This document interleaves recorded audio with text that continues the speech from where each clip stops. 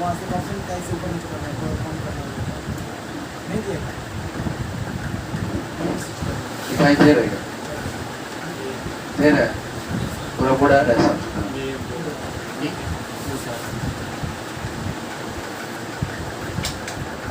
देख लीजिए narration chapter को फिर से एक बार और रिव्यू दे देते हैं, ठीक है। बट शॉर्टकट में ही नहीं देंगे, मेनली जो फॉर्मूला है उसी पे फोकस कर रहे हैं ताकि बार बार उसी चीज़ को समझाना पड़ रहा है। और बहुत सारे स्टूडेंट हैं अभी उनको मज़ा आ रहा है, क्लास में एग्जाम्पल देते ही समझ में आ जाता है, लेकिन रूम पर जब जाएगा ना तो बनाएगा तो नहीं बनेगा 100%, उसे नहीं बनेगा, ठीक है ना। क्यों? क्योंकि कहीं ना कहीं वो समझने में कमी होगी। तब परफेक्ट तभी बनिएगा जब रूम पे जाने के बाद बनाइएगा, क्वेश्चन बनने लगे तब समझिए कि हम डायरेक्शन को समझ में आएंगे, ठीक है। तो बार बार एक फॉर्मूला की जरूरत पड़ेगी, अगर इसको ध्यान से अगर आप नहीं समझोगे तो परेशानी का सामना करना पड़ सकता है। अब जैसे कि अभी हम बता रहे हैं आपको,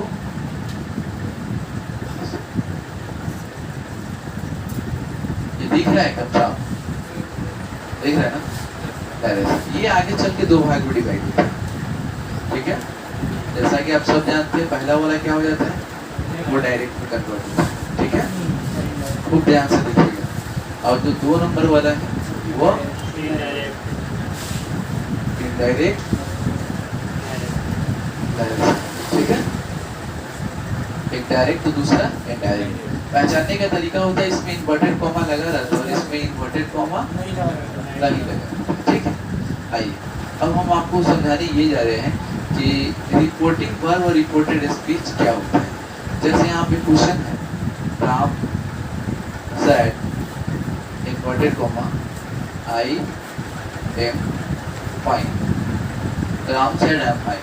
ये इन्वर्टेड कॉमा के अंदर वाला जो सेंटेंस होता है वो आरएस कहते हैं, और आरएस का मतलब होता है रिपोर्टेड स्पीच, रिपोर्टेड स्पीच होता है। और इन्वर्टेड कॉमा के बाहर जो ये वर्ब होता है इसको हम लोग आरवी के नाम से जानते हैं, जिसका फुल फॉर्म क्या होता है, रिपोर्टिंग वर्ब होता है। कोई प्रॉब्लम? तो ये आरएस और आरबी को समझना बहुत ज़्यादा जरूरी है। तो जब भी कोई आरएस की बात करेगा तो आप बोलेंगे इन्वर्टेड कॉमा के अंदर वाले को आरएस कहते हैं, और इन्वर्टेड कॉमा के बाहर वाले जो वर्ब होता है वो क्या होता है, आरबी होता है, मतलब रिपोर्टिंग वर्ब होता है। कोई प्रॉब्लम यहाँ पर नहीं। अब इसके आगे जो है आपको एक फॉर्मूला देखना पड़ेगा, देखिएगा फॉर्मूला ध्यान से। और आप जो है हम तो मिटा दिए, आप फोटो खींचते चलिएगा, ठीक है ना। लिखने का समय कम मिलेगा आपको क्योंकि वीडियो रिकॉर्डिंग हो रही है, तो बहुत लंबा वीडियो हो जाएगा। आइए आपको क्या करना पड़ेगा, कुछ ट्रिक है, उस ट्रिक का इस्तेमाल करना पड़ेगा, ठीक है। ट्रिक को ध्यान से देखिए, ये ट्रिक क्या है, SON सर, ठीक है।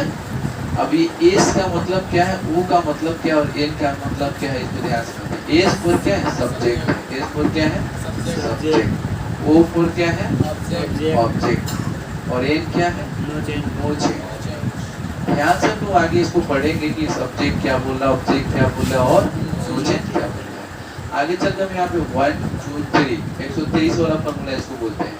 ये फर्स्ट हो जाता है, ये सेकेंड और ये थर्ड होता है। फिर हम यहाँ पे ऐड करते हैं पर्सन, ये भी पर्सन, ये भी पर्सन। तब फर्स्ट पर्सन कौन कौन होता है, आई और बी होता है, सेकेंड पर्सन यू होता है, और थर्ड पर्सन ये तीनों को छोड़कर सब होता है, ठीक है।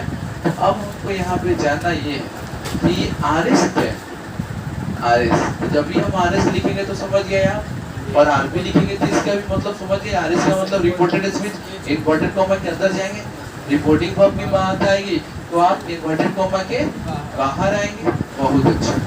आप देखिए यहाँ पे रिपोर्टेड स्पीच का जो सब्जेक्ट होता है ना बाबू, जो सब्जेक्ट वो बदलता है, वही तो हम सीख रहे हैं कि रिपोर्टेड स्पीच का सब्जेक्ट कैसे बदलता है। तो रिपोर्टेड स्पीच के सब्जेक्ट बदलने का फॉर्मूला है, यदि रिपोर्टेड स्पीच का subject first person, one person हो, फर्स्ट पर्सन हो, तो ये सब्जेक्ट जो है रिपोर्टिंग वर्ब के ऑब्जेक्ट के अनुसार बदलता है।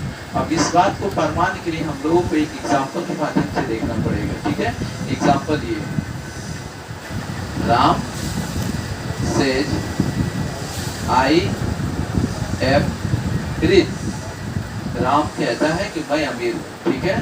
अब इसको हमको डायरेक्ट से इनडायरेक्ट में चेंज करना है। ये राम है तो राम ही रहेगा यहाँ पे, सेज है तो सेज ही होगा, इन्वर्टेड कॉमा की जगह पे दैट होगा। यही है ना आरएस, RS यही है ना, इसका सब्जेक्ट को फोकस करना है। सब्जेक्ट कौन सा पर्सन है? First person. तो फर्स्ट पर्सन रिपोर्टिंग वर्ब के सब्जेक्ट के अनुसार बदलता है, ठीक है। तो सब्जेक्ट राम है तो राम की जगह पे प्रोनाउन क्या होगा? ही होगा, और यहाँ ही के साथ हेल्पिंग वर्ब इज रहेगा, और ये रीच का रीच हो गया।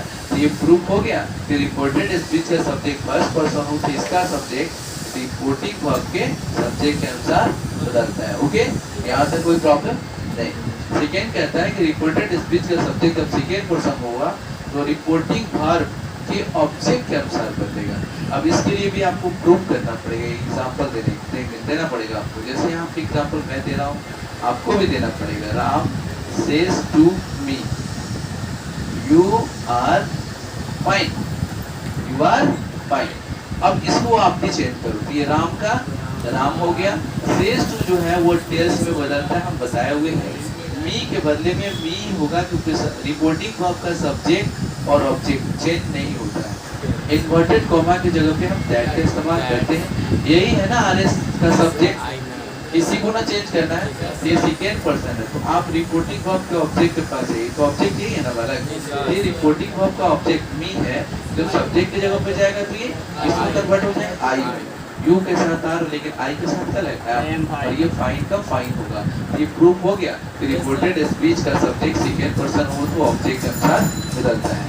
कैसा? आरएस का सब्जेक्ट थर्ड पर्सन हो तो वो चेंज नहीं होता है। इसके लिए भी हम लोगों को एक एग्जांपल के माध्यम से देखना होगा। जैसे एग्जांपल देखिए, Ram says she a fine, Ram says fine. क्या हुआ यहाँ पे? राम सेज का सेज इन्वर्टेड कॉमा की जगह पे that was she third person हो गया ना। ये थर्ड पर्सन चेंज होगा? नहीं होगा। तो सी का सी, एज का ए, और ये फाइन का फाइन। कोई प्रॉब्लम? तो ये प्रूफ हो गया ना कि रिपोर्टेड स्पीच का सब्जेक्ट थर्ड पर्सन होता है तो वो चेंज नहीं होता है। Any problem? तो ये जो फॉर्मूला था हमारा, जो ट्रिक था SON वाला, 100% आपको समझ में आ गया ना? Very good. इसको थोड़ा सा रोकना है वीडियो को, तो क्या चाहे कट कर दें। अब आप देखने जा रहे हैं, ये एक बहुत ही इम्पोर्टेंट पॉइंट है। इसका हेडिंग हम ऐसे देंगे, आप लोग लिखिएगा मत, सिर्फ ध्यान से लिखिएगा। Reporting verb without object, without object. Very good. Reporting verb without object, इसका मतलब ये हुआ कि रिपोर्टिंग वर्ब में ऑब्जेक्ट नहीं होगा, लेकिन रिपोर्टेड स्पीच का जो सब्जेक्ट होगा वो सेकेंड पर्सन होगा। वो सेकेंड पर्सन यू कैसे बदलेगा? अभी मैंने पढ़ाया आपको कि सेकेंड पर्सन ऑब्जेक्ट के हिसाब से बदलता है, लेकिन ऑब्जेक्ट रहेगा ही नहीं, तो फिर आप बदलेंगे कैसे? वही चीज आपको समझना है, ठीक है।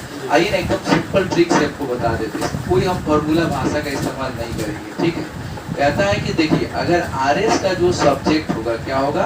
आरएस का जो सब्जेक्ट होगा वो यू आ जाएगा, सेकेंड पर्सन।